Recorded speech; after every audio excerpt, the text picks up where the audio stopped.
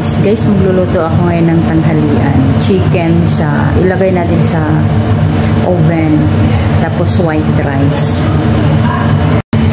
Guys, nilaga muna natin yung chicken dito. Tapos inalagay natin dyan kasi ilalagay natin sa oven. Tapos yung sabaw na yan guys, ilalagay natin dito sa kanin.